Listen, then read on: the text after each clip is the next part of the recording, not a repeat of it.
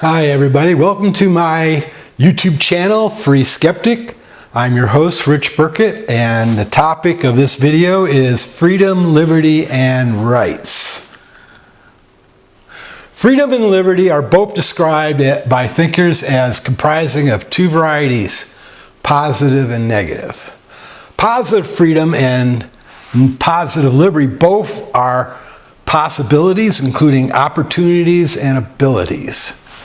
Negative freedom and negative liberty both have been defined by thinkers as absence of constraints.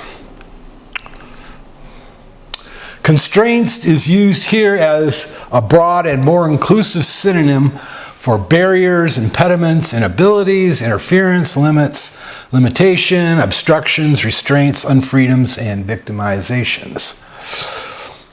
Constraints could be physical, psychological, natural, interpersonal, and self-imposed.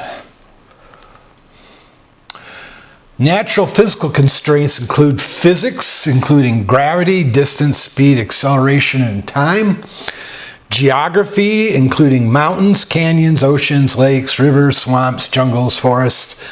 Weather, including storms, rain, snow, ice, flooding, wind, cold, heat, sun, and sunlight, and resource scarcity. Interpersonal physical constraints include walls, fences, locks, safes, ejections, evictions, blocking, crowding, captivity, including abductions, confinement, conservatorship, custody, holding, police stops, handcuffing, detentions, arrests, seizures, jailings, trials, and prison. Interpersonal psychological constraints include obligations and threats, including intimidation, blackmail, extortion, lawsuits, laws, regulations, and warnings. Self-psychological constraints include physical inabilities and disabilities, including weaknesses, fragility, high acceleration, hunger, dehydration, hypoxia, and poverty. Self-psychological constraints include mental inabilities, inhibitions, ethics, anxieties, fear, and phobias. Positive freedoms and positive liberties could both be rephrased as negative freedoms and negative liberties, and vice versa. The positive freedom to opportunity could be rephrased as the negative freedom from scarcity or lack of opportunity. Same is true of freedom by ability, reworded as freedom from inability. Now, these conversions aren't exactly the same. It's a difference of perspective. And whether or not you desire or have an aspiration or for freedom from, but actually take action to do freedom to achieve that end. Negative freedom, as defined as absence of constraints, could be rephrased as freedom from constraints. Does freedom from constraints include all constraints, or does it only include some constraints? And here where I have to, this was different than the first version of this video. By the way, this is an updated version because of the quality of the video was not good. Plus there was a minor clarifications, and this is one page. The broadest, most inclusive definition of all freedom includes freedom to do undesirable, indefensible, and unethical actions. Every freedom has a cost-benefit profile. Freedom to murder is unethical, indefensible, and unjust, regardless of any benefit.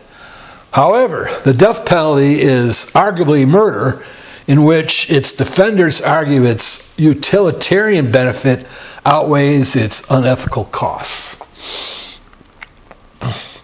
Can all just negative freedoms be described as some absence of constraint, or can only some just negative freedoms be described as absent of constraint? Privacy is less about a person's constraints on their own behavior and more about constraining others from intruding or invading privacy.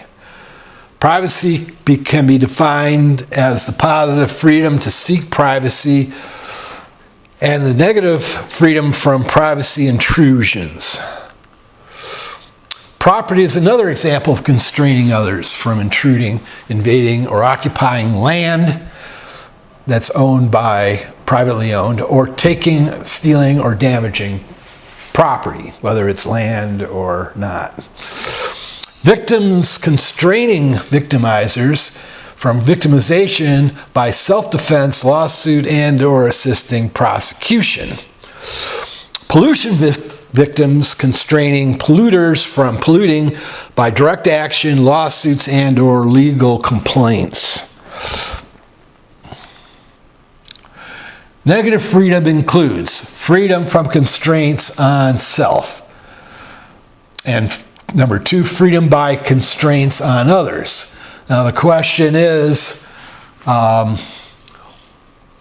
wouldn't it be hypocritical and not consistent to desire constraints on self, but not the same on others?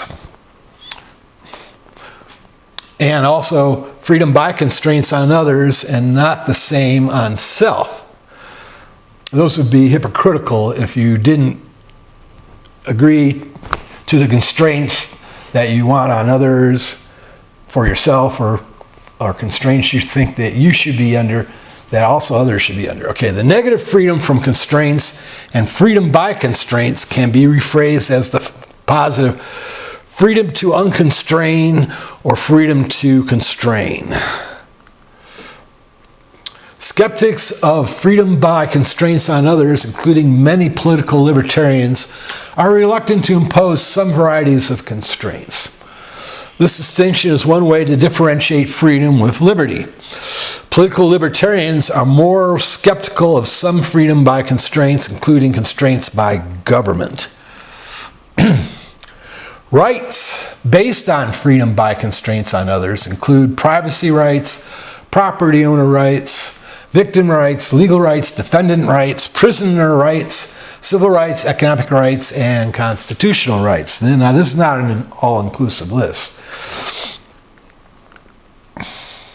Constitutional rights constrain government actions and its agents with provisions that give judges the authority to block future actions or sanction past actions, including exclusion of evidence at trial. That's probably the most famous example.